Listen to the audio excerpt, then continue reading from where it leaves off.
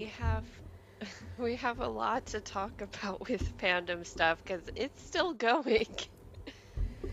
Yeah, there's stuff from last week that I didn't even really talk about because last week was more talking about the fandom side of it, like Mhm. what Gene and I know about fandom. And so there were some I didn't talk about because okay.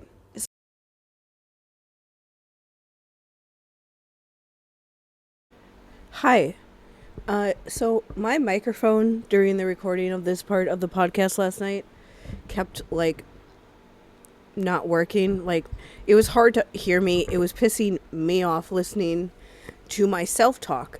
And so I decided to just re-record this part, and just pretend like this picture of Mandy next to me is us talking about this live. Particularly the part that I wanted to discuss again was essentially why I thought that a fan was the one that posted the leaks, because that is something that I've seen fans bring up since it happened, of thinking of being upset at Becky for believing that they were the ones that were the source of the leak. And so to start with this, I wanted to point out that one of the posts that are still up on Becky Riordan's page, and so I feel okay discussing this because this is something that she still has left up for people to see, was her talking about how sometimes when fans will show up to watch them filming in person when they're filming outside,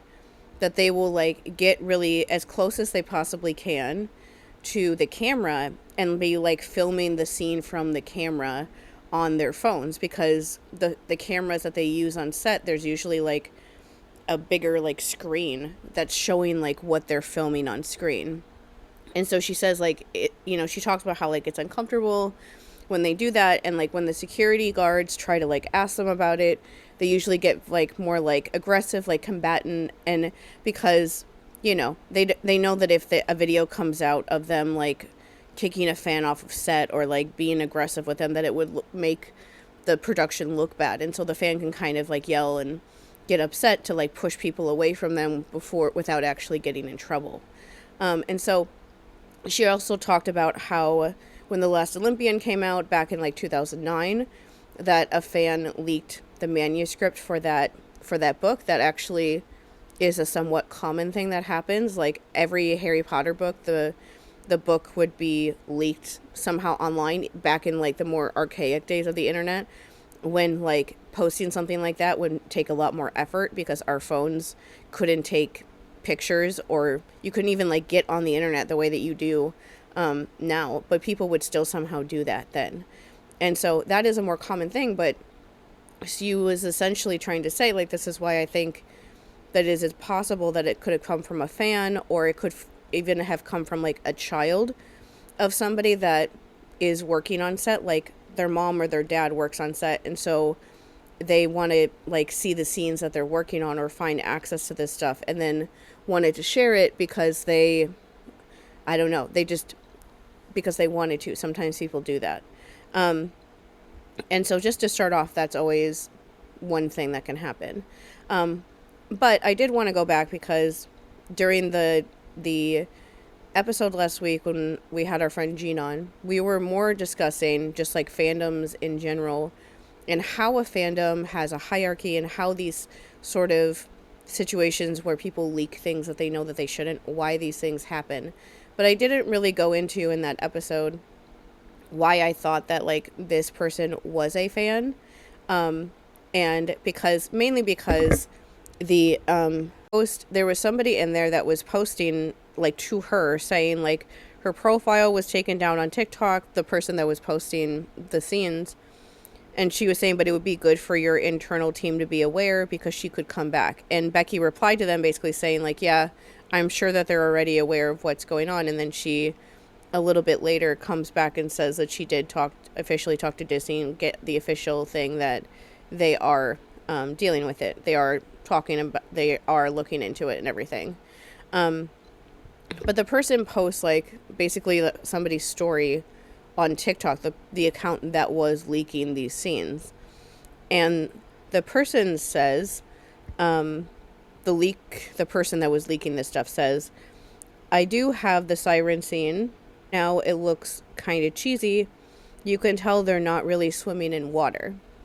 And so when I saw this, I was like, that's definitely a fan, because anyone within like the industry, even people like me who have just like spent a lot of time in fandom and knows a lot about the behind the scenes stuff, because it's an interest of ours to follow this kind of stuff, we would know that, yeah, like when the TV show doesn't come out until December, the siren scene, if they follow like how that scene happens, it doesn't happen until right before they get to Polyphemus's island. It's at the very end of the season.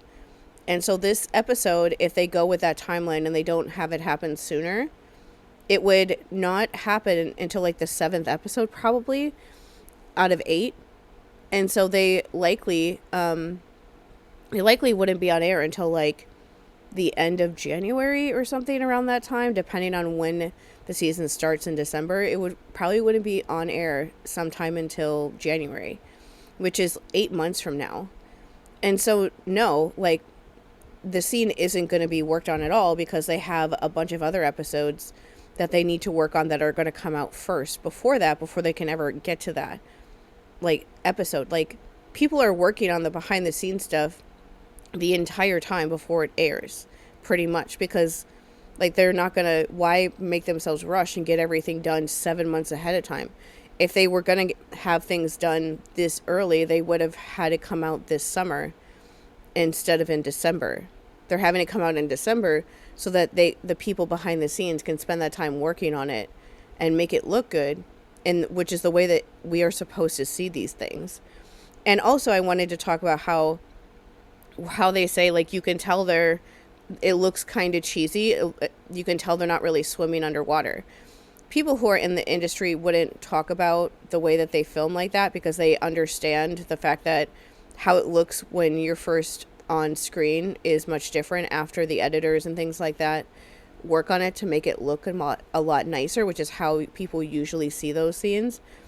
But also, one thing that I tend to do, because I care about the child actors on this show, is that if I hear them say something in an interview where they're like talking about something that I think might be like, that might get them in trouble because they're talking about something that probably shouldn't be, because they're excited, I don't repeat it.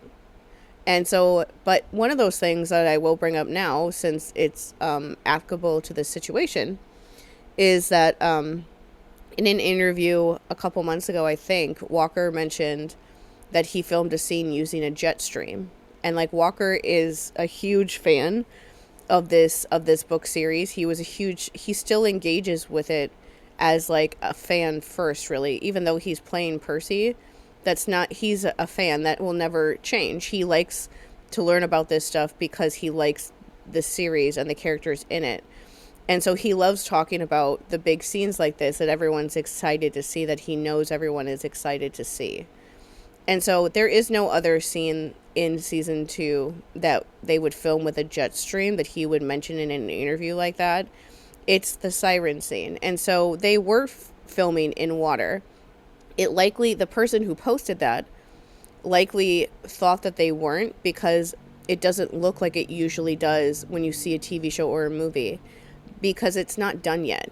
And they don't understand that. And so the way that was written, I was like, that's a fan that wrote that.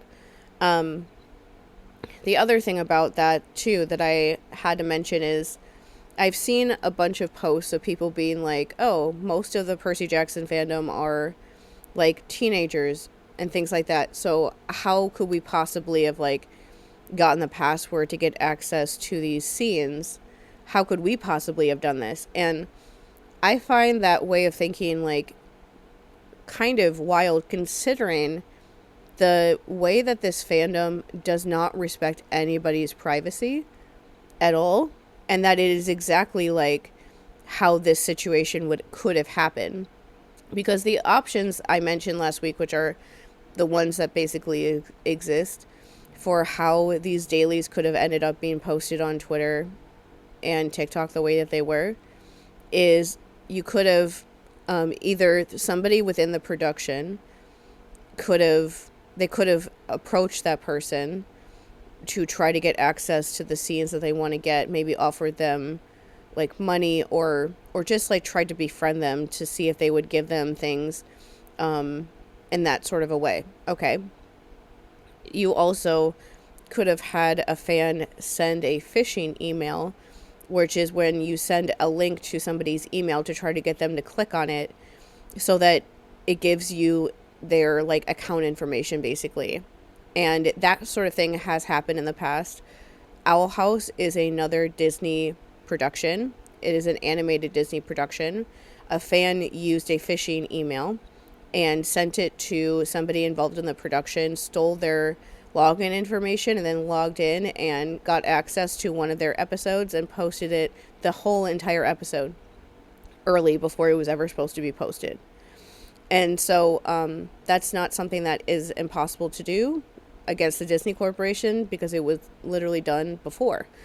And so, but the point that I wanted to make about this, particularly with this fandom, is at this point so far that I'm aware of, there are things that likely have happened that I'm not aware of. Walker mentioned in July of last year that fans were texting him and pretending like they were part of the crew and asking for copies of the script to see if he would send them a copy of the script before they started filming. And so you already somehow got access of Walker's personal phone number and used it to pretend to be part of the crew to get access to the script early so that you would know what would happen in this season. He just mentioned that in an interview, otherwise nobody would even know that even happened. You have fan accounts for his siblings who are not people that are like famous at all. They just happen to be related to him.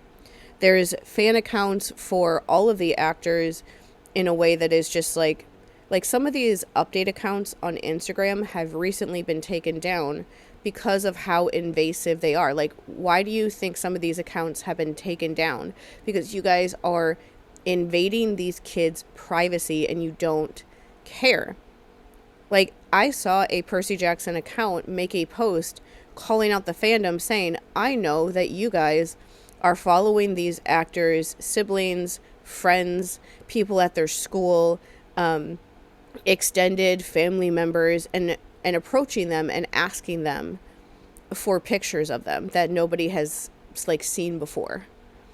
And so that's clearly things that are happening. The reason why the updates accounts that are being banned is because you are doing that. If you invade somebody's life that way, where anyone that they've ever met or interacted with before are being approached by people, that stuff is going to get back to that person, and them and their team are going to do what they need to do to try to stop this from happening.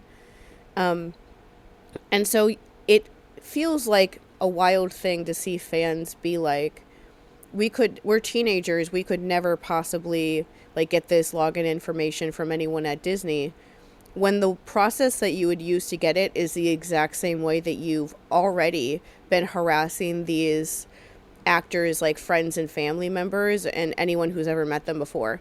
Like, you can't tell me that the generation that has grown up with the internet doesn't know that you can go on IMDb, see who works in the production that you think would be approachable, look them up on LinkedIn or something, find their email, and send them either a phishing email or start to try to interact with them online to try to work towards them giving you access to the scenes that you want to see. One or the other.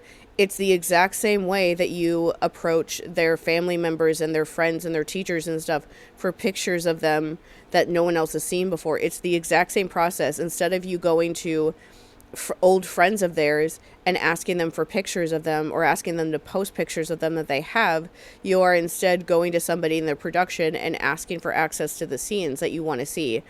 It's the exact same thing. And so if you don't want people like Becky Riordan or people like me and Mandy and anyone else to think that you are capable of doing something like this, of invading these kids' privacy this way and like posting videos like that on the internet, of their like work product that is completely unfinished. If you don't want people to think that you're capable of doing that, if you actually respected the actor's privacy, no one would think that you were capable of doing that. Like, Becky Riordan likely knows about things that the public at large doesn't know that has happened with these kids, but even just what I know from what I see being posted about and just discussed in a very flippant way online, like just the other day, I saw somebody posting about how in one of the recent interviews, Arian and Walker are talking about having burner accounts and joking around about watching Percy Jackson edits without people knowing that it's them. And then literally 2 days later, I see a post of people saying that they're looking to find out their burner accounts and they think they figured out which ones they are. And so, like, as soon as they said that in an interview, I knew that people would go searching. You don't respect their privacy at all.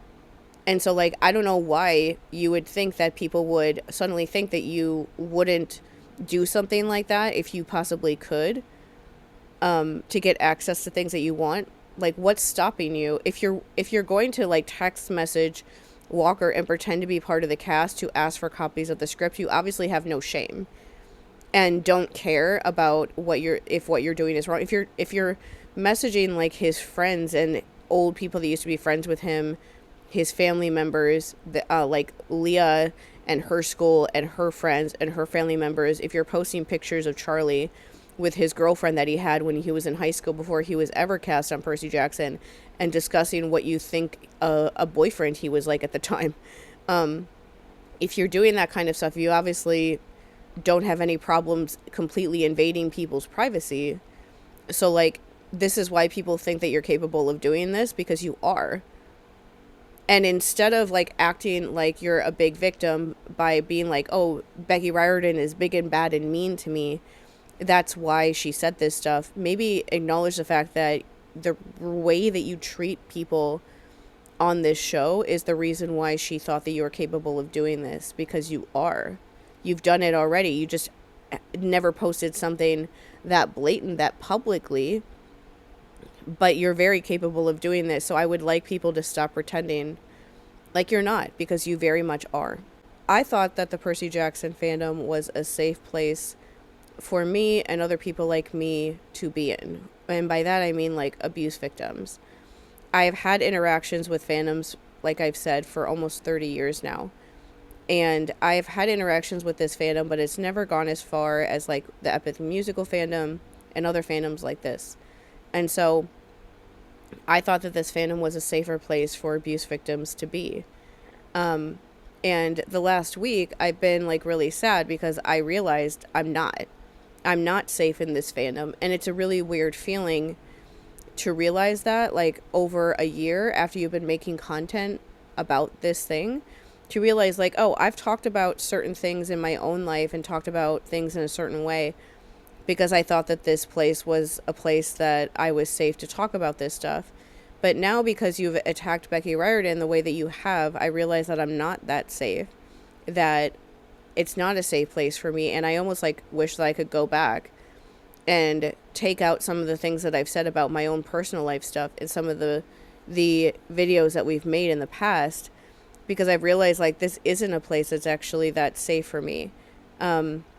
Because if you will disregard Becky Riordan being a trauma survivor, and attack her this viciously when she is Becky Riordan, then there's nothing else that, like, there's no reason for somebody like me who is not the level of importance that she is, that we would ever think that you would ever, like, respect us or not attack us the exact same sort of way. Like, if you're going to attack Becky this way, you attack anybody this way. And this is always something that I get stuck on, but trauma survivors, we deserve to, like, be in these spaces and feel, like, respected and not attacked because we just happen to say something that people don't like. And it's a weird phenomenon how people will talk about the character of Annabeth and how obviously she went through a lot of trauma and things like that. When people talk about the way that she talked to Percy in Bad the Labyrinth, for instance, we talked a lot about that. and talked about, like, I just want people to understand that, like, when she talks to Percy this way, even if you understand why she is doing it, it still hurts Percy and it affects how he talks to her. And to help understand, like, really their story, that it's not like she's not like, he's not just like this clueless guy. He's being affected by her being manipulated by Luke too. And so if people talk about that all the time, where they understand the character of Annabeth as somebody that's been really traumatized, if Becky only went through like 5% of what Annabeth does in the books, or even the first season of the show, she's still been through trauma. And like the thing about that too is that when I asked her to ask permission to make a PDF about using the Percy Jackson characters to explain the different family roles in dysfunctional families, to help kids understand what's going on in their family if they have an abusive family. She watched the last video that we made, which was a video where we were talking about that. We were talking about how Percy is a scapegoat of this world, how Luke is a golden child, how Thalia is a different golden child, how Nico is like a lost child, and things like that. And we're going into the family roles and how the things that happen in Percy Jackson are things that happen in real life to real people. And that's why talking about this book series is such a good thing to do, because it helps people understand what's going on to them in a way that is like very effective. And she responded to that saying that the way that we talked about the different family roles was like so right on, that it was like almost like too triggering for her to watch. And she basically said, like, this is why it's so weird talking to the writers, because the writers don't understand that when they're talking to us about these characters, they're talking to us about like our biggest insecurities, our biggest traumas and stuff like that. And she said that to us because she understood after watching some of our video that we understood that. And so about 1,000 people on Threads have seen that interaction before. And like, I know that people, when you respond to Becky, somebody out there is going to screenshot your stuff and post it on Twitter, or post about it on Discord, or post about it in both of those places, and pick it apart and look at it later. Especially if you're trying to turn Becky into a bad person, people are going to do that, right? They have been doing that.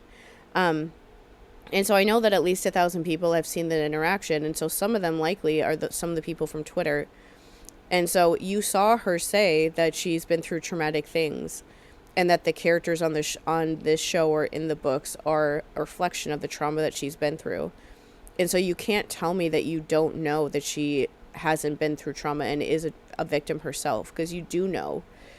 It's just that you don't care and about that because you are just bored.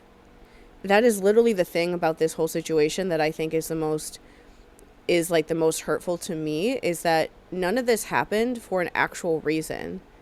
The kids who did it literally said that they were just bored, that they had run out of things to talk about. And so because they didn't get new content in the way that they wanted to in the last like 4 or 5 months from this series, all it took was a spoiler source being like, oh, the production's holding information back from you. And like a lifetime of looking up to Becky Riordan is destroyed because you're just bored. And that's like the thing of what Becky and I were trying to talk about that you guys didn't understand when you were posting our conversation all across Twitter, is that we were trying to have empathy for you, and you didn't even notice that because you're so wrapped up in her being a bad person. And I don't know how any trauma survivor could watch this situation and feel like they could possibly ever talk about anything that they're upset about in this fandom after how you treated Becky. Because Becky is one of us too, and she's been through a bunch of shit already in her life and does not deserve to be harassed this way by fans as a coping mechanism, when she also is going through a hard time right now, because everybody is.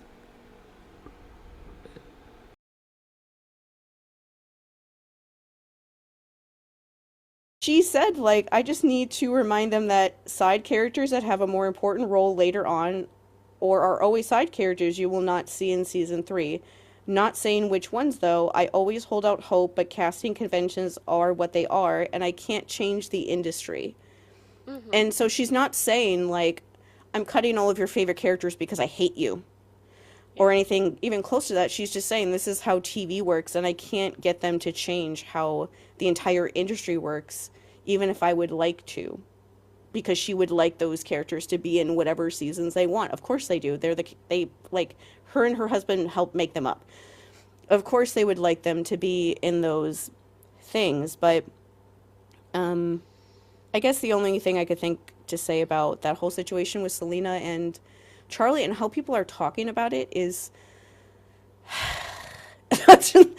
Jean talked about this before, actually. Jean, that we had on last week, she did a video where she was talking about this, how like fandoms have become weirdly obsessed with the idea that like everything has a purpose, everything has a meaning, every line and every song that's ever used in any scene is like a callback to something at some point, or everything is connected. I blame BBC Sherlock for this because people started doing that to try to, because I was there when that happened, to try to figure out like how Sherlock survives between season 2 and season 3 for like 2 years.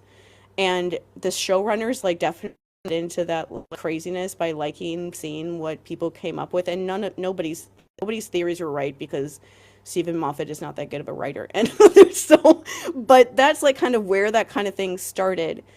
And so I see this happening with this, where I think that people have done this thing where Charlie and Selena are very important in The Last Olympian. That's where they're extremely important. And so people have like almost like worked backwards, and they've made scenes that they have earlier on mean Hmm. something more when they don't. They don't. They don't mean anything more. Like Charlie being there and being nice to Tyson is like nice when you're reading the book, but it doesn't mean anything. It doesn't mean anything for his character. It doesn't mean anything for what happens to him later on. Selena being upset at the hunters in season 3 doesn't mean anything with how Luke is hurting her and how all of that comes out in the last book. Hmm. Those things don't mean anything, but I think that people are going back and trying to give more meaning to those scenes in that way that fandoms have been doing the last few years. And so they feel like they need to be there for these tiny scenes that don't matter in order for their storyline to pay off. And it's like, no, they don't need to be here for these scenes that don't matter for their storyline to pay off in 4 years. Yeah. Like, they don't need to. And they already recast Chris Rodriguez from season 1 to season 2 because they realized that they casted him too soon Hmm. and some other weird stuff. But Yeah. mainly, I'm sure, part of that was likely because they realized, like, yeah, we actually need like a different actor that can like more pull off the role that Chris really does have going forward. Hmm. And so either way, though, they recast him because they realized that they cast him too soon. They're not going to do that again. And you can be upset that a TV show doesn't have like the time or the money or both to like have these characters be like named on screen, but they just don't, and that's one of the differences between a book and a movie or a Hmm. TV show. That's just one of the differences with how they're adapted. And but like when you look at TV shows in general, you don't need that much to make people care about them. And Yeah. at least when I see this stuff, I get like annoyed because I'm like, do you not think that this show would do a really great job with those two characters' storylines where they would need like all of this extra time to like make them a good character or their story a good story? Their story is, those characters are ones that people care about so much because their stories are very emotionally effective. Like you cry so much over them. It's absurd how much you cry over them in The Last Olympian. Hmm. It's like never ending. And when you think about, they're they're characters that people just always think about because of how upset their story makes you. You're supposed to be upset Hmm. about what they experience and how that is paid off. You don't need to know all of this backstory in order to care about them. People watching the show don't need that much backstory about them to be affected by them and Yeah. what they experience on screen. People don't need that at all. And it feels like insulting to the characters to think that them being in this, not being in this one tiny scene like 3 years before their storyline really starts, is going to somehow damage their storyline? Like, how weak do you think their characterization is? That you think that that tiny thing not being there is going to make everything fall apart. And like, it's okay to admit that you just want something. Hmm. Like, overall, like the whole marketing stuff of like, they're doing bad marketing with this show. This show comes out in 7 months. Yeah. There is no reason for them to put out a trailer in the middle of May, when they have promotional things happening the next 2 months, when everyone is out of school, like when the kids that they would want to see this are out of school going into like the rest of the year, you know? There's no reason for them to put that out now, except for the fact that we want to see it. And that's Hmm. fine. I admit that all the time. I want them to post a trailer because I want to see it. Yeah. I want to see it. That's why I want to see it. I just want to see it. Can you just admit that? That you just want to see it instead of like trying to work backwards and find something wrong with the production? It's like, no, nothing's wrong with the production. We just want to see this stuff because we like it a lot. Hmm. That's fine. But you can admit that. Like, you can admit that you love Selena and Charlie, and so you want to see them in these other seasons, even if it doesn't make sense. You want to see them because you love them as a character. Just say that instead of attacking Becky and anyone else you probably come across who says that. Yeah. Can we just admit that, for the love of God? Because like, I love Aryan as now Grover. my mind just died, as Grover, and I am going to be sad that he's not on screen as much in season 2. Yeah. I'm not out here saying that the production doesn't know how to write his character because he's not going to be in season 2. That's just part of his story. When we get to season 3 and Annabeth is on screen for less time, and the only time that she's on screen is when she's being tortured by somebody, I am going to be sad that she hardly has any scenes with Walker and Aryan, or anyone else for the rest of the season. I'm not going to be saying that the production is bad because she doesn't. That's just her storyline. I can admit that I want something different because I just like those actors and want to see them interact, even if I understand why they don't. I don't know why people have to go back and like try to make them like a bad person instead of just admitting, like, yeah, I want to see this thing because I just want to see it because I'm invested in the story. They're not doing anything wrong. I just don't want to have to wait because I've been waiting for all this time to see these scenes. Yeah. Can we just admit that? Well, like thinking practically, if they casted like a Selena or a Charlie now, they would like that actor would have to hold out on jobs for a very long time. They'd have to basically Hmm. promise, I'm not going to work in like 2 or 3 years when you finally get to the season where my character is significant. That's like really weird, especially considering we're only renewed until season 3. And Hmm. at least at season 3, there's nothing plot significant that Charlie and Selena are involved in yet, you know? No. Like, that was kind of the point I was trying to make in a video Yeah. earlier this weekend, that people seem to understand when I said it like that. But they don't even know if the Last Olympian is gonna be like renewed that far. Hmm. And so to make decisions in season 3 based on something that might happen many years down the line, but you're not even sure if it will, because everything is up in the air when it comes to creative stuff because of our president and the Hmm. chaos that he is creating. You don't know. And overall, you don't know about TV, but especially right now, you don't know.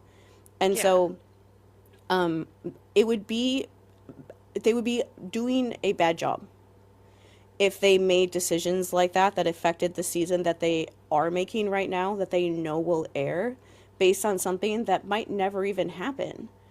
Hmm. And it's also like, that would be the weirdest casting call of all time. Like, Yeah. hey, this one scene you have is going to be like a 2.5 second scene at most, and that's the only scene that you have this entire season. But we're going to make this casting call where you're doing like really emotionally taxing and like aggressive, like really sad scenes, because in 3 years you'll be filming scenes like that. And it's like, what? Like, Yeah. or you could just like wait. You could just like wait until they get to like the further along seasons, until they get to like season 4 and season 5, and cast them then. and have the things that their character would do make much more sense instead of doing it way sooner. Like you as the fans can just know, you can just decide that somebody in the background is doing it or that it's happening off screen or whatever. We don't even know if they're gonna, because nobody has seen season 2 yet. Like besides obviously people involved with the production, I hope. Yes. And so like we don't even know if they have like a storyline about there being a mole in that season. They could very much have that storyline in the season. And so Hmm. they could bring it up without saying who it is, but they could have that being like something in the background where when they do introduce who it is, that it's like you get to know that person. They already had like a storyline like that in season 1 about like, you know, who's the person betraying Percy. People who didn't read the books thought that it was Annabeth, and then they found out that it was Luke at the end of the season and felt super betrayed like the rest of us did the first time we ever read that book. And so they already introduced a storyline like that, so it'd be very easy for them to introduce another one, but just like not tell you directly who it is and leave you wondering who it is. And then when they do introduce that it's Selena, probably sometime in season 4, because it makes sense to do it then, when camp is in danger, they could then have us as the audience get to know this person that you've been wondering all this time who it is and why they're doing these things, and find out the reason why they're doing these things is because Luke is horribly abusing her. Yeah. I'm I'm not a writer.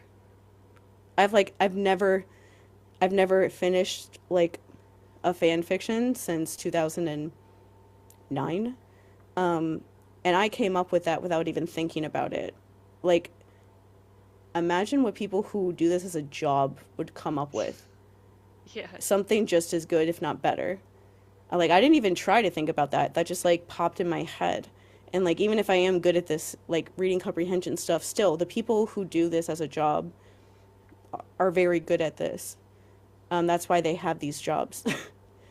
And so it would be just as easy for them to plan something out like that and take Yeah. the time to do it because they want to do a good job. And including Rick Riordan and his wife Becky, they're also there all the time. And they would want this show to be good.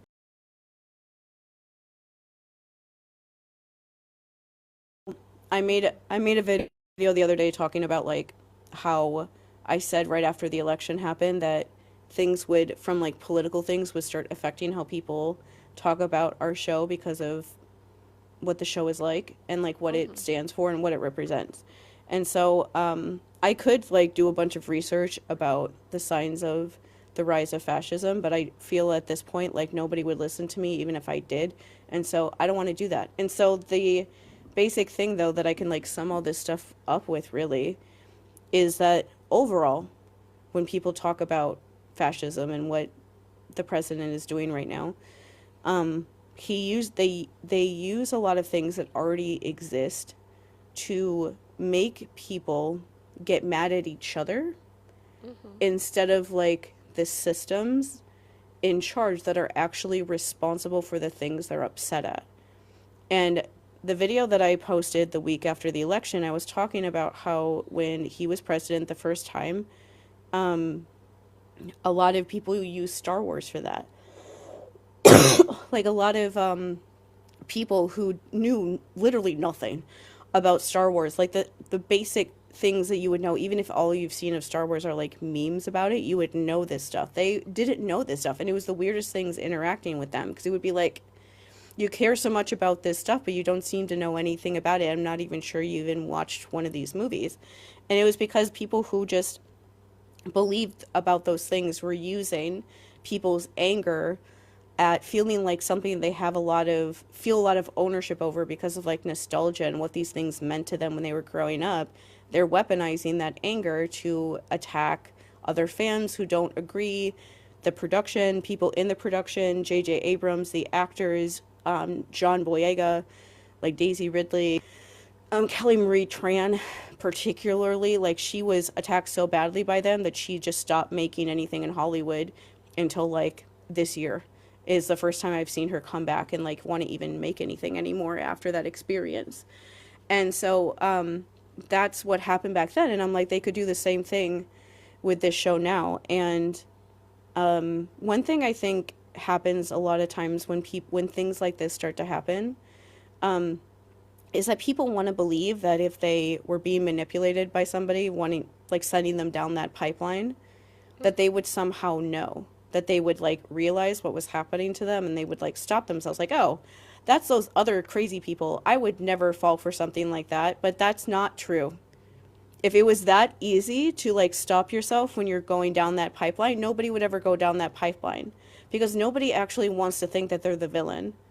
They Yeah. always want to think that they're in the right. The whole trick is, like, making you do these things and change the way that you think about things without you even realizing that you're doing it. And they use things like media that you love to push you that way without you even realizing it until it's too far and you're too far in, and you don't want to acknowledge at that point that, like, who am I right now? You spend more time just trying to justify it instead of, like, realizing what's happened.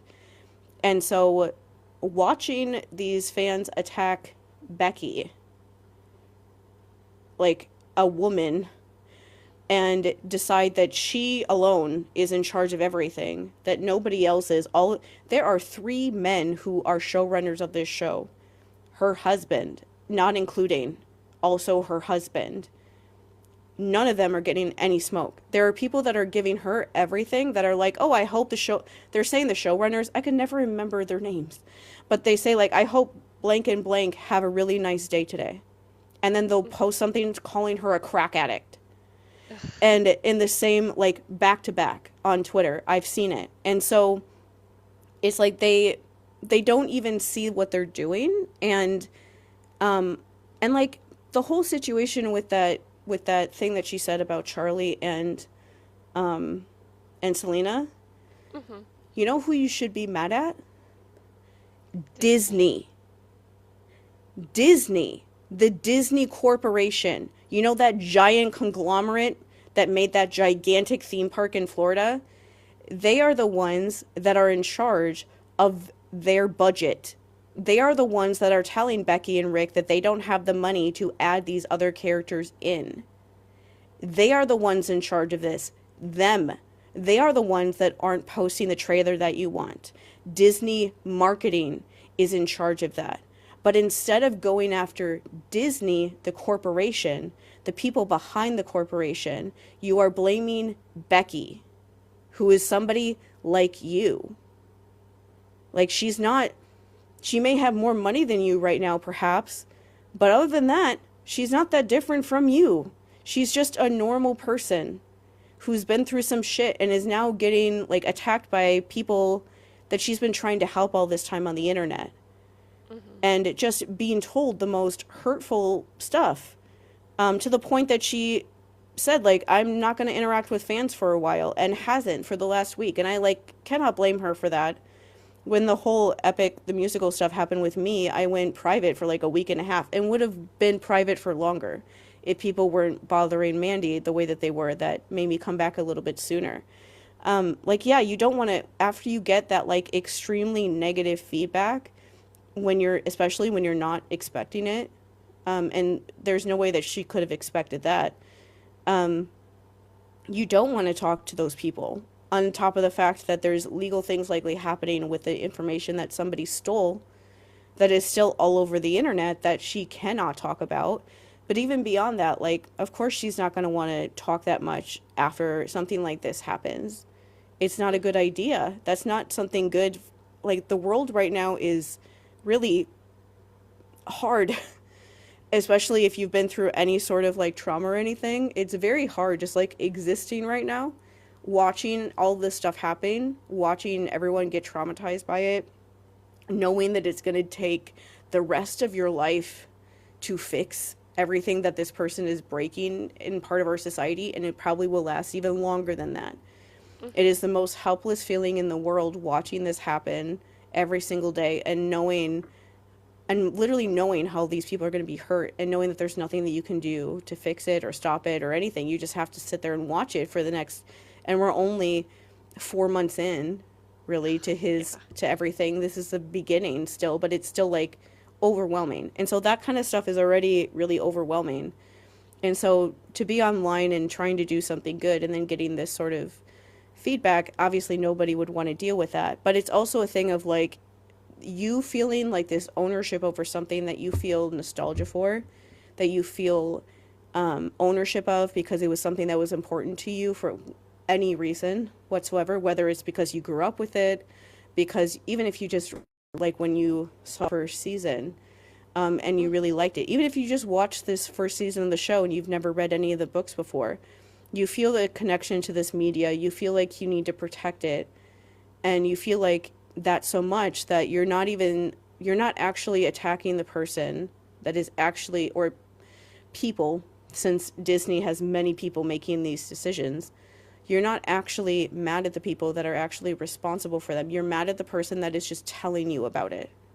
Hmm. And so it's the same thing that like that always seems to happen online, that people get more angry at you if you just bring something up than the thing that you're actually bringing up. Yeah. They don't care about, they just don't care. Like that, the whole thing with Epic, like that song existed and was horrible for many years. There are people that talked about it for many years, but because I said what I did at the time that I did it, I needed to be punished because I said it at the time when they were all trying to be excited about it. And so because of that, I was eviscerated, and they will be much nicer to other people that now bring that stuff up now, because now isn't when it first came out, and so they're okay with people somewhat critiquing it, at least somewhat. But at the time, because I said it when I did, I was punished for just saying something that they all knew, Yeah. and but I was the one that said it out loud. Like, you had to have known that there wasn't going to be space for this kind of, these characters, or that, like, you had to have known that when those dailies ended up on the internet that they would be upset. Duh. Yeah. Like, of course they would be upset about it. The way that Becky responded, I feel like a crazy person, because she was never being mean. Like, Hmm. she was talking about things that fans have done in the past, like fans leaking the manuscript for The Last Olympian, way back in the day. And so this is something that fans have done before. She talked about fans, like, trying to record scenes off of the cameras when they're on set. But she was also being very empathetic towards fans. Hmm. And, like, the one conversation we had that ended up getting screenshot on Twitter and stuff, and spread around, I wish that the people who read that would understand, like, we were trying to teach you something in an Hmm. empathetic and understanding way. Like, I knew when I was having that I've said this last week, but I'm just going to say it again. I knew that when I had that conversation with her last week, I know that anything I say to her, a lot of people are going to see it, because a lot of people look at what she says because she's an important person to a lot of people. I Hmm. understand that, which is why I think a lot about anything I say to her. And so when I was saying the stuff that I said to her in that conversation, I was being more blunt on purpose, because I knew that, not only because even if she felt like I did, I knew that she could never, like, be that, like, blunt about it all. But also because if I was, like, being more outwardly, like, angry and blunt, her responding to me and being, like, more kind and empathetic and, like, explaining how the fans feel and, like, telling them have grace for them would make them be nicer to her. I did that on purpose so that you would be nicer to her. I've literally grew up with an extremely manipulative monster as my father. I know how to talk to people when I know that everyone is watching what I'm saying, to try to get somebody who I feel like is out of control to, like, calm down. I know how to do this. In that conversation, I was trying to say things to show that she is empathetic towards you guys, so that you will stop leaving these comments about her and stop treating her this way. And instead, you read that conversation and learned nothing, did not even understand what we were saying, which was that we understand that you feel a lot of pressure because of everything going on in the world right now, that nothing feels safe because everything is changing, everything is getting taken away, nothing nothing feels concrete at all. Everything is constantly in chaos every single day. And so you feel like this is something that you can depend on. And if you feel like something is happening that is changing that thing that you feel like is a safe place, then you don't know what to do, and you react this way. And that was us saying, we understand why you feel like this. There's a lot of pressure that everyone is under right now. But if you can't wake up when you may be costing somebody their job by sharing this kind of stuff over the internet, then you need to find another way to cope with what is happening right now. Yeah. Because that's hurting people, including, it might even hurt you. But it's also like, I doubt that you would want to hurt the person that gave you access to this information. If you really thought about what like consequences would happen from that. And that was us trying to be empathetic towards you, to explain this to you. I said the things that I did to her in the way that I did, so that you would like calm down and realize that she was trying to defend you, because you weren't understanding that at Mm-hmm. that point, and you didn't understand any of that. And instead we're like, why is she saying that we need to go to therapy? And like twisted all of her words around. I'm like, do you know how frustrating it is to like go out of your way to try to make something clear, to try to help people, to try to get them to understand what's going on before they do something that might really hurt someone? Because fandom, when they push things too far, can do really bad, like destructive, like things. And I don't Mm-hmm. want this fandom to do that. I don't want them to push things so far that like the kids are afraid for their safety because of the lack of privacy that they have. I don't Yeah. want them to feel like that. I don't want something to go too far. I want to be able to stop it before it gets to that place. And this was my way of trying to stop that from it ever getting to that place, because I've seen this happen in other fandoms so many times. I don't want it to be there. And I don't think any of you do either, but you're so wrapped up in seeing Becky as the bad one, because it's easy to blame her, a woman, as the person that is responsible for everything. So somehow, even though women don't have any control overall in like media like that, especially this one, like Yeah. she's very much like she's one of the executive producers, but there's a lot of other people that are also in charge of making decisions, not just her. And like she's putting herself out there to be out there to try to help you guys, and putting herself in this difficult position where she knows she's a woman, that people will like question her more than they, I doubt that people would question Rick the way that they question her, and like knowing the things that she knows about Mm-hmm. just the production, writing, the show, anything at all about anything. If it was him saying it instead of her, because people just question women that way, to try to act like we're stupid and we don't know what we're talking about. But it's like, do you know how frustrating it is to try to do that, to try to stop this train from going completely off the tracks? And the people that are doing that talk about you with zero empathy at all, and act like you're just a raging bitch Mm-hmm. for just wanting to help them from doing something that might affect things in their life that they might regret later, like a lot of people at that age do in fandom spaces. Like, have you ever talked to a Gabby Hanna fan? Have you ever talked to them recently and seen what they think about what they did I when haven't all of checked that in was on going on, them. and how they talked to Jesse Smiles? Mm. Haven't checked in on them, to be honest. I But doubt, I'm sure they don't feel great. no, I severely doubt that any of them are proud of what they did during that time. And that's just like one example I can think of off the top of my head, but like even like Harry Potter fans, and how they talk to people that didn't like it or whatever, they feel so stupid right now. That's why some of them spend their time making videos online to try to Mm-hmm. talk about how bad the books are from the start, to try to like almost like atone for the time that they did spend in that fandom before they realized what was really going on. But it's just, I don't want you guys to do that. I don't want anyone to do that. Especially, I don't want abuse victims who feel like this is the only place that they have people that give them belonging and understanding, to get swept up in something like this. No, I don't want you to do this. Get away from these people. Even if you don't have anyone else, like, don't, if people are trying to like do things like this, like talk about Becky or anyone else like this, it's a very toxic mindset to be in, and it never goes to a good place. when fandoms get in that kind of place where they start attacking people like that.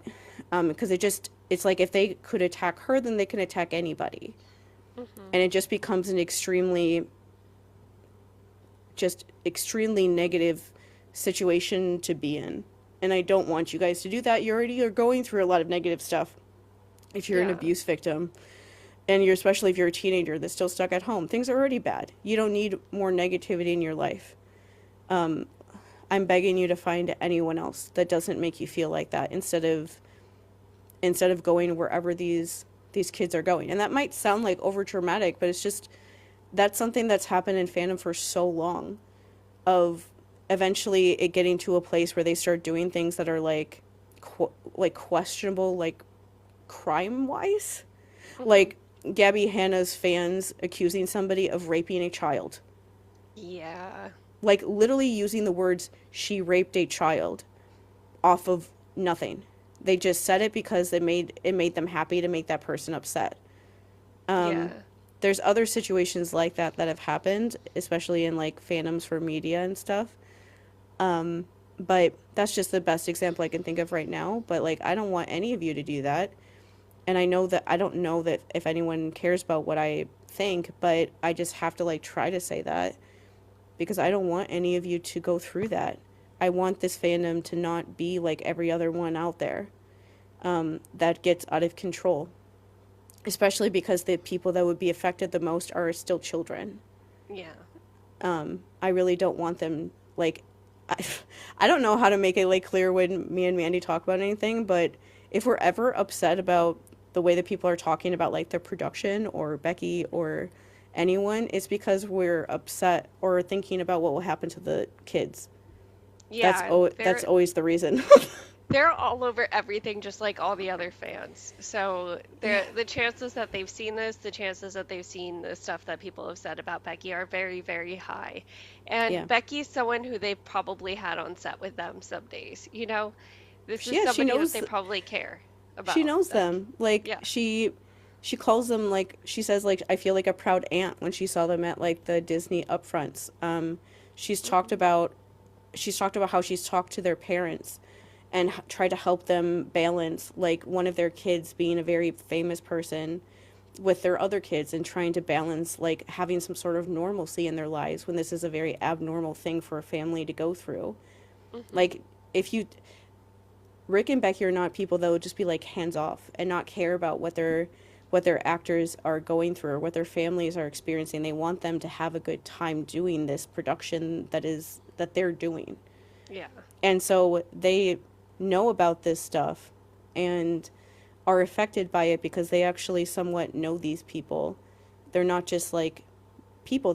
And beyond that, I guess the last thing I could say about this too is that I didn't bring up is that like did any of them think about how this would make the actors feel going into production of season 3? Like how would you feel if you log into work one day and you get all these emails talking about how somebody took like private information that they're never supposed to share and posted it all over Twitter and Hmm. TikTok, and the only person that could have possibly ever shared that information was somebody that you trusted.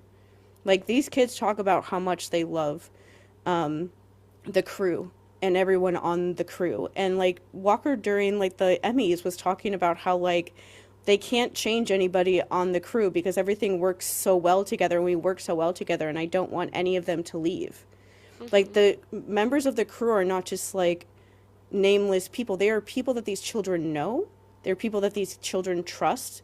They go to them to like teach them about the industry. They do classes with them where they teach them how to use all the different cameras and how to direct and how to do all these different things within the industry. They give them advice about how to be a part of an industry like this. They care about these children. They play video games with these children when they had like their big like end of season party when they stopped filming season 1, they all played Mario Kart together on the Hmm. volume stage.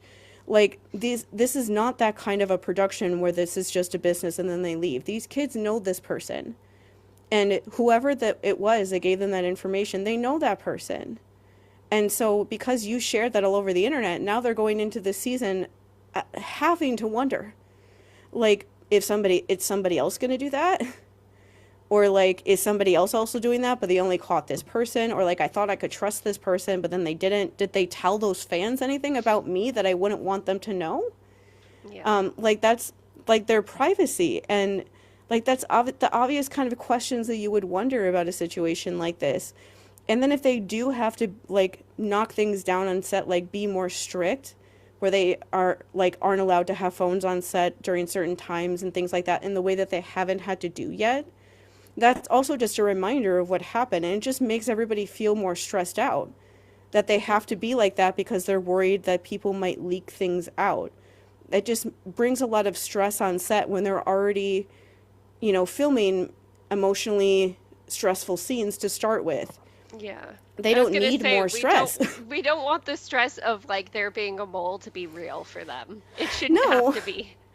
And like I guess that was why I was like shocked that they posted this stuff so publicly, because in the past when fandoms have done stuff like this, they posted on like a Discord or a private group chat or something like that, Hmm. because they don't want the people in in the production to like get in trouble. Yeah. They don't want like the actors to get in trouble somehow Well, or something. I feel like something that Barry's saying, just like on the same vein of talking about people being mad at Becky, is this idea of a one for one remake always being in people's heads when it comes to book series. Like, Hmm. whether it be a movie adaptation or a TV series adaptation. And of course, there's always people who make the argument, well, an animated series would be 100% accurate. And like, we're about to see that with Midnight Sun, if I remember correctly. That's how they said Hmm. they're going to do the Midnight Sun adaptation. It's probably still not going to be one for one. And No. that's just because plot doesn't work like that. Like, I haven't read Midnight Sun, but from my understanding of who Edward is as a person, it's a lot in his head. Just like the Percy Jackson books are literally in Percy's head. Hmm. If we had a one for one, it'd be just a bunch of narration and a few interspersed action scenes because so much of it is taking place in Percy's head. They have to create the scenes to give you something to feel because you're not hearing Walker's voice in that way. Yeah, and also animation. If you think that it takes a while to get a new season from the TV show, animation takes like 7 times longer because it takes much longer to animate it. And an animated show, the longest an episode would probably be a half hour, Hmm. because of how that's usually why animes are usually half hour episodes, except for like certain specials that are a little bit longer. But they're usually Yeah. around a half hour because of how much work it takes to make one episode. And so it would take infinitely longer. The episodes would be shorter. It wouldn't be what you want it to be either way. It wouldn't be what you want it to be because nobody actually wants a one to one. You say you want a one to one copy, but you really don't, because that's really, really, really boring. Yeah. Any like it's boring. It's not interesting. It's not thought provoking. There's no character analysis or development. Like if you wanted just a one to one thing, it's like why bring these people in to make this sort of art if you don't want them to actually make art? Hmm. You don't want them to. You just want them to be like a robot and copy. If you want like an AI to make a copy of Percy Jackson, you can like lose the bit of your soul you have left and like make an AI do that. But that's like what you actually want. You just want a robot to like give you the exact scenes exactly how you pictured them. And like sorry to say, but just because when you read the books for the first time those scenes meant something a lot to you does not mean that they actually do in the overall story. Hmm. They just don't. Like just because Charlie was nice to Tyson is nice, but that's not like an emotionally important part of the story that needs to be there. I ask people to stop reading fan fiction and think that you're actually reading the books, Yeah. because fan fiction can like expand on those characters and roles, and like Charlie and Selena are characters that could be expanded a lot in fan fiction because there's a good amount of their life that isn't gone into a lot, and so it gives a lot of fan fiction writers a lot of space to go into. There are always characters like that in every fandom that has a lot of fan fiction written about them, because there's a lot of like empty space in their life that you can like dive into and literally say whatever you want, because there's nothing in like the canon that like really could like counteract it, because there, you don't know. It's open for you to experiment with. But that's not what's actually happening in the books. And it's not what's happening on the show. And I just want people to like remember that before they like make judgments on how this show is like creating things and doing things. Because like this whole discussion about whether this adaptation is good or not, I feel like I'm losing my mind when there's productions like Avatar: The Last Airbender that's on Netflix Yes. right now. Like Yeah. Well, they so this is something that I had said to you in our DMs, but like with with Percy Jackson, none of the changes feel that out of character for the like spirit of the work. All of them feel like any changes still make sense with the story. They still make sense to who the characters are and who the overall message or what the overall message is. Made so many changes with Avatar: The Last Airbender that fundamentally change people's character development, like making Suki boy crazy, and that's why she helps out Sokka, dude, taking away. Aang Yeah. Aang doesn't even learn how to waterbend in the I first mean, he season. does, but he doesn't. Like, Yeah, it's stupid.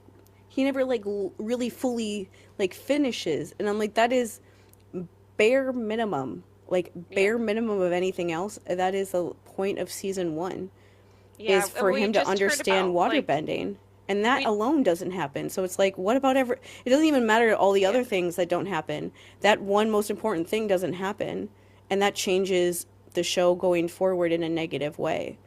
Yeah, Um, like I've said over and over again, I love the things they did with Zuko and Iroh. They did great things with Zuko and Iroh in that show. It's literally the only benefits to having that live action adaptation. But everything else feels like they're nerfing the characters or changing their character development so much it no longer follows the spirit. Sokka getting humbled by girls was important. He thought he was macho, he thought he was big bad because he had been taking care of the tribe for, like his whole life, basically. mhm. And he needed to get knocked down a peg. Like, that was part of his character development. We just found out the news about Toph, like, in the past few weeks, where they're saying, oh, she's going to be slightly more in touch with her feminine side. And part of the reason why she shunned away from that when she ran away from her family is because they were trying to treat her like she was delicate, like she's actually disabled. And she's like, no, my disability is my superpower, and in a way that isn't like, oh, it's, I don't know how to say this, like, it's not too preachy the way they do the my disability is my superpower, because like clearly she still has some limitation. Like, if she's not on ground barefoot, she can't see, literally. So it still is a disability. But her parents basically treating her like, oh, you're never going to be able to do this, even though you're an earthbender. And her having to go out on her own to learn it, her having to take up a challenge on her own by doing these wrestling matches, it's part of who she is. And so you take that away and you're like, oh, but she's okay being feminine and delicate. Like, Yeah, no, she's not. yeah, and like Toph, like what you were trying to say, that depiction of Toph is just like the best kind of way to look at a disabled person, which a Hmm. lot of the like almost every character on Percy Jackson is as well. Is Hmm. that like the whole, when people say to you like your disability is actually a superpower, that's them just trying to find a way for you not to be disabled or Yes. something. That's not what the original depiction of Toph is like, or the depiction of the Percy Jackson kids either. It's more that like you being disabled doesn't mean that you're less than. Like, you being disabled doesn't mean that you can't do anything that anyone else would do. You might do it in a different way, but you also do things and see things in a way in the world that other people can't, because of who you are as a person, because of your disability. And so even though she can't see the way that everybody else does, there are other things she can do that nobody else could do. And Hmm. so she's not like being held back in life by, in that way of like, oh, because you're disabled it means that you can't do all those things, and I'm going to feel bad for you and like pat you on the head and give you every excuse for why you can't live your life. And she's like, no, fuck you. I'm going to live my life the way that I want to, and being like disabled isn't going to stop me from doing that. Even though she is still blind, she is still disabled. That's not like something that isn't happening, but it's not it's not just like making her just, I don't know, the way people talk about us as if we're like these sad, helpless figures that could never Mhm. possibly like live life and need to be like just like coddled like little children all the time. And she's somebody that's being like, no, that's not me. And also, when it comes to Toph, to like bring up, just to like remind everybody that the production of Avatar The Last Airbender put out a casting call in June of last year, said that they were doing an open casting call to find somebody that was actually like couldn't see in some level, that they, because they, it was really, it's really important to me to cast somebody for the character of Toph that is like vision impaired and like Asian descent and things like that. And I really, it's really important to me to do that. And not even 2 months later, not even a full 2 months later, they announced that Toph was cast, and it was somebody that was not disabled at all. And they deleted the post they made about their casting call as if everyone would just forget that ever happened. And so the idea that like people are attacking the Percy Jackson like crew for the way that they are running their TV show, when this adaptation literally pretended like they were going to cast somebody who was disabled, when they already likely had that other girl in mind when they posted that, to try to make themselves look better so that they could pretend like they looked for somebody disabled when in reality they never did.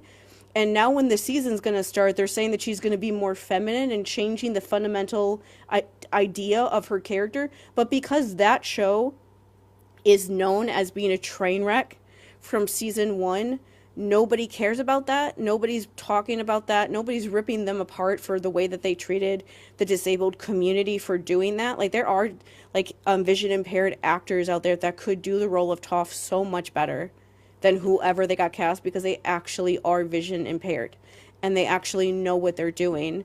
You, an actor who has never been that, can never completely depict that on screen the way that somebody with that lived experience can.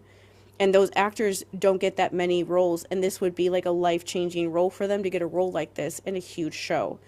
And the but what, because this show is like garbage from the start, people just don't care that it's continuing to be garbage, but they will like rip this production apart for like the smallest little things that don't matter, that don't change the overall story in any way, shape, or form.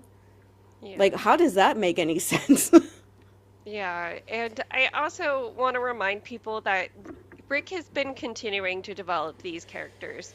And so part of what's happening is we are seeing some things that he's probably wishing he would have brought into those first books, now that he's gone on and written like other books with these characters. He's probably like, "Oh, I wish I would have included this small little detail in, like the Lightning Thief or in Sea of Monsters." And so we're probably going to see some of those things. And that's kind of cool. That's like kind of cool that he is really like still working with these characters in those ways.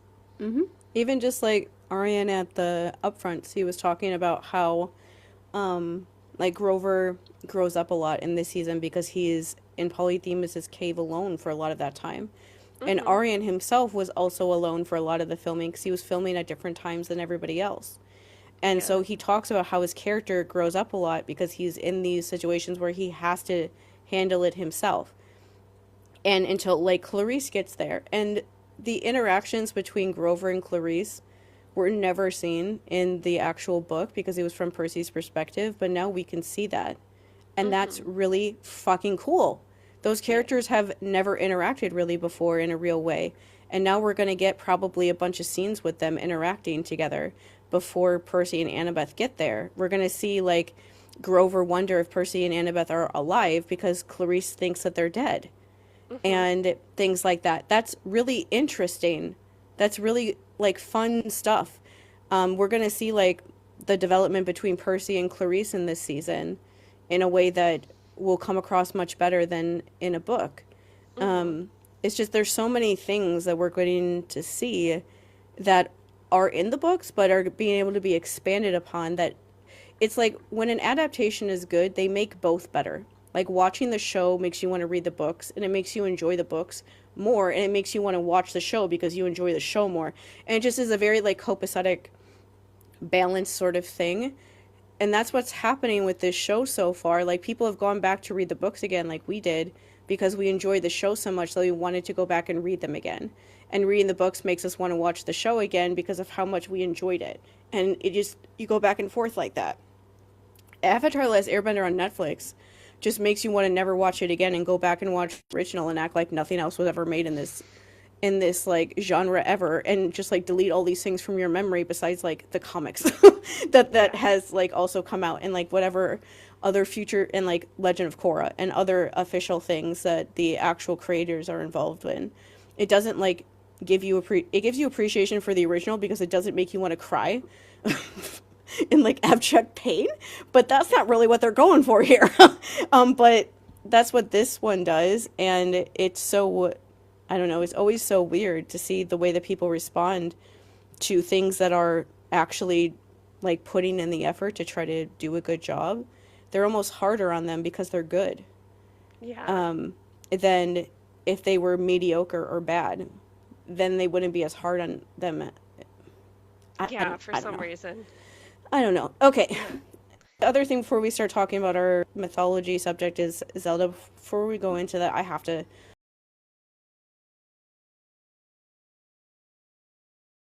Oh, um, because this is like genuinely terrifying, and I just need to like state it for Yeah. the record. Um, so she started a J.K. Rowling Woman's Fund, a legal. I'm reading through the things on the website. A legal fighting fund for women protecting their sex-based rights. To start, okay, I tried to post like all these pictures, and TikTok wouldn't let me without me standing in front of it because it was too transphobic. They kept flagging it Oh as my like community gosh. guidelines and wouldn't let me just post them as just pictures without me standing in front of some of them to cut off some of the words. Because the description of this fund is the J.K. Rowling Women's Fund offers legal funding support to individuals and organizations fighting to retain women's sex-based rights in the workplace, in public life, and in protected female spaces. It provides women with the means and confidence to bring to justice cases that make legal precedents, force policy change, and make positive contributions to women's lives in the future. To continue with that, we fund legal representations for women and organizations who have lost their livelihood or are facing tribunals because of their expressed beliefs, are being forced to comply with unreasonable inclusion policies regarding single-sex spaces and services or female-only clubs and events. I'm going to go back to that one. Challenging legislation which takes away the freedoms and protections women are entitled to, don't have adequate means to bring actions to court or defend themselves. And they say they will not hire a lawyer on your behalf, but they will pay all of your attorney fees.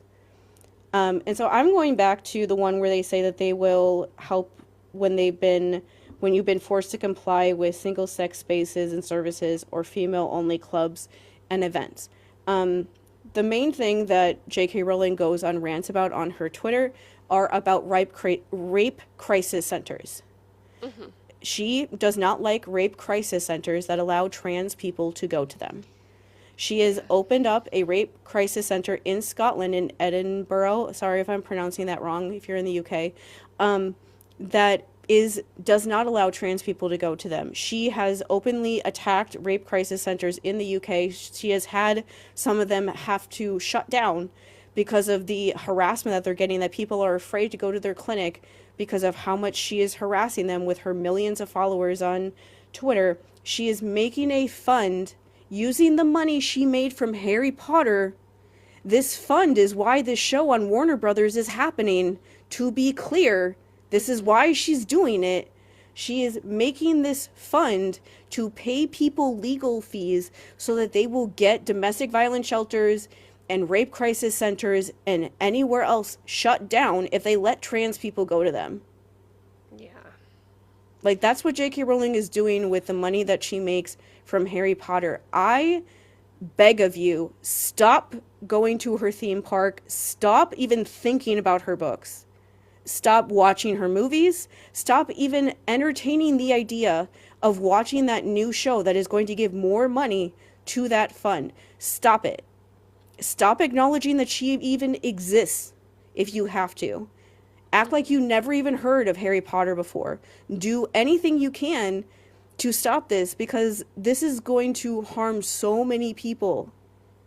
Like, so many trans people, but just people in general, because I don't know if people remember like what she was doing during the Olympics, but she accused like 3 different black women of being trans, and they're not.